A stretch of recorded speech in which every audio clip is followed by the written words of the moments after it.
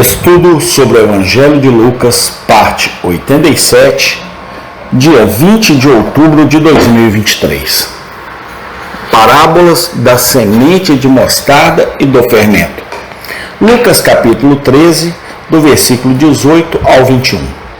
E dizia: a que é semelhante o reino de Deus e a que o comparareis?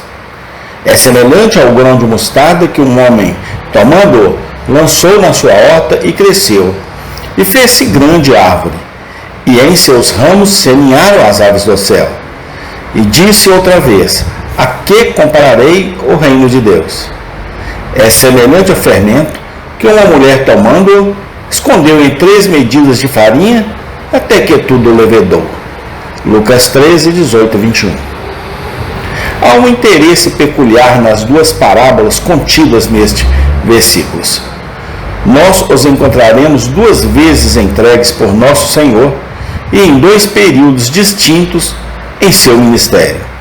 Este fato, por si só, deveria nos fazer dar mais fervorosa atenção às lições que as parábolas transmitem. Serão achados ricos, tanto em verdades proféticas como experimentais. A parábola do grão de mostarda pretende mostrar o progresso do Evangelho no mundo. Os primórdios do Evangelho foram extremamente pequenos e como a semente de mostarda, que o homem pegou e plantou em seu jardim. Ela cresceu e se tornou uma grande árvore, e as aves do céu pousaram em seus galhos. Era uma religião que a princípio parecia tão fraca, indefesa e impotente, que não podia viver. Seu primeiro fundador foi aquele que era pobre neste mundo e terminou sua vida morrendo a morte de um criminoso na cruz. Seus primeiros adeptos foram um pequeno grupo, cujo número provavelmente não ultrapassou 1000, quando o Senhor deixou o mundo. Seus primeiros pregadores foram alguns pescadores e publicanos, que eram na maioria homens iletrados e ignorantes. Seu primeiro ponto de partida foi um canto desprezado da terra, chamado Judeia, uma pequena província tributária do vasto império de Roma. Sua primeira doutrina foi eminentemente calculada para suscitar a inimizade do coração natural. Cristo crucificado foi para os judeus uma pedra de tropeço, e para os gregos, loucura. Seus primeiros movimentos derrubaram a perseguição de todos os lados sobre os seus adeptos. Fariseus e saduceus, judeus e gentios, idólatras, ignorantes e filósofos presunçosos, todos concordaram em odiar e se opor ao cristianismo. Era uma seita em todos os lugares contra. Não são afirmações vazias. São simples fatos históricos que ninguém pode negar. Se alguma vez houve uma religião que foi um pequeno grão de semente em seu início, essa religião foi o Evangelho cristão. Mas o progresso do Evangelho, depois que a semente foi lançada na terra, foi grande, firme e contínuo. O grão de semente de mostarda cresceu e se tornou uma grande árvore. Apesar da perseguição, oposição e violência, o cristianismo gradualmente se espalhou e aumentou. Ano após ano, seus adeptos se tornaram mais numerosos. Ano após ano, a idolatria definhou diante dela. Cidade após cidade e país após país receberam a nova fé. Igreja após igreja foi formada em quase todos os cantos da terra, então conhecidos. Pregador após pregador se levantou, e missionário após missionário se apresentou para preencher o lugar daqueles que morreram. Imperadores romanos e filósofos pagãos, às vezes pela força e às vezes pela argumentação, tentaram em vão impedir o progresso do cristianismo. Eles poderiam muito bem ter tentado impedir que a maré fluísse ou que o sol nascesse. Em algumas centenas de anos, a religião do desprezado Nazareno, a religião que começou no cenáculo em Jerusalém, invadiu o mundo civilizado. Foi professado em quase toda a Europa, em grande parte da Ásia e em todo o norte da África e nas Américas. As palavras proféticas da parábola diante de nós foram literalmente cumpridas. O grão de mostarda tornou-se uma grande árvore e as aves do céu pousaram em seus galhos. O Senhor Jesus disse que seria assim, e assim aconteceu. Vamos aprender com esta parábola.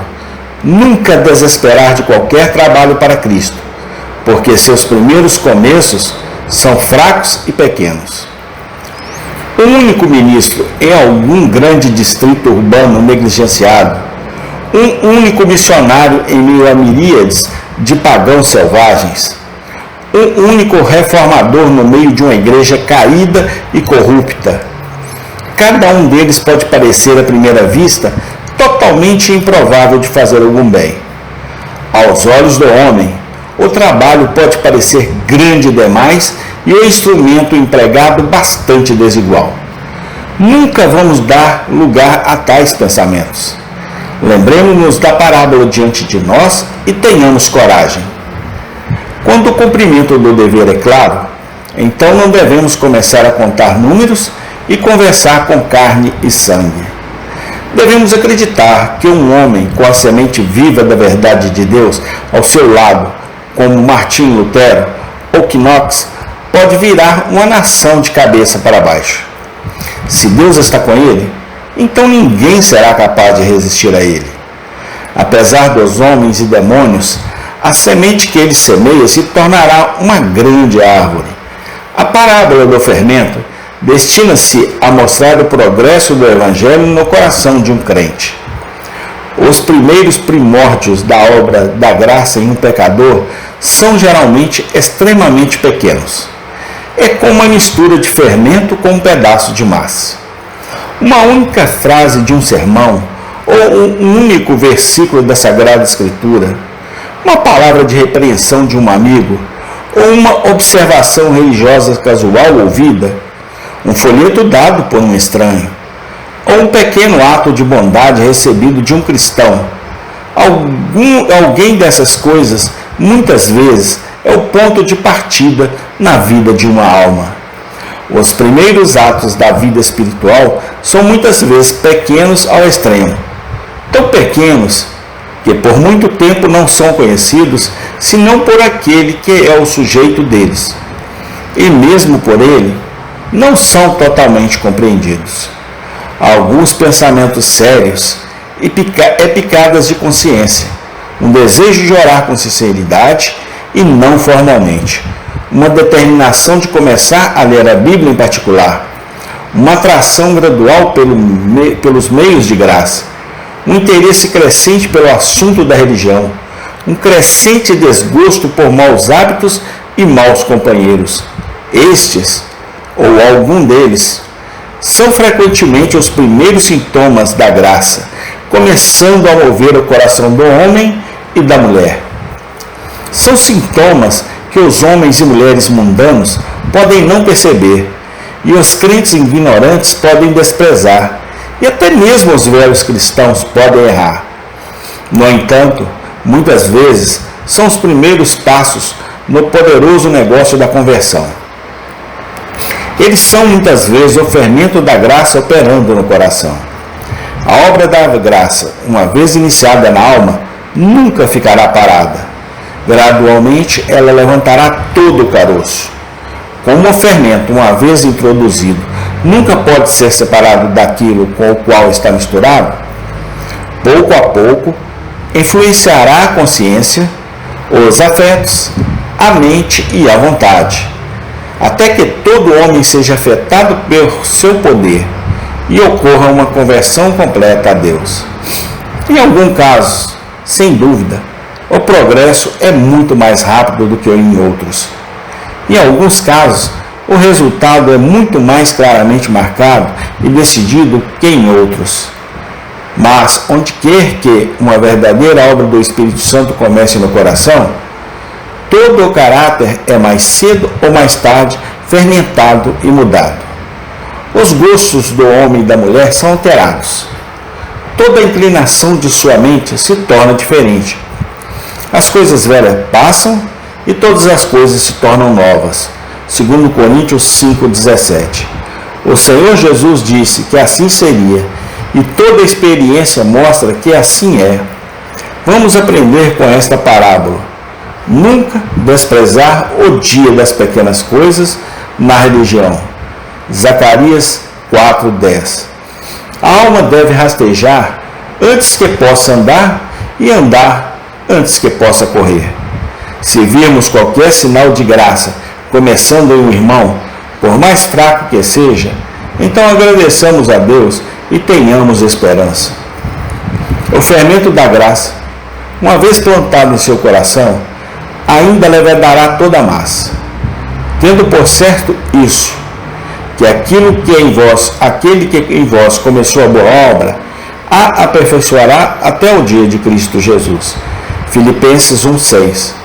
Perguntemos-nos se existe alguma obra da graça em nossos próprios corações. Estamos descansando satisfeitos com alguns desejos e convicções vagos? Ou sabemos alguma coisa de um processo gradual, crescente e fermentado acontecendo em nosso homem interior? Não deixe nada menos que este conteúdo para nós. A verdadeira obra do Espírito Santo nunca ficará parada. Ela fermentará toda a massa. Amém. Tem continuação. Obrigado, Deus, pela tua santa e divina palavra. Amém.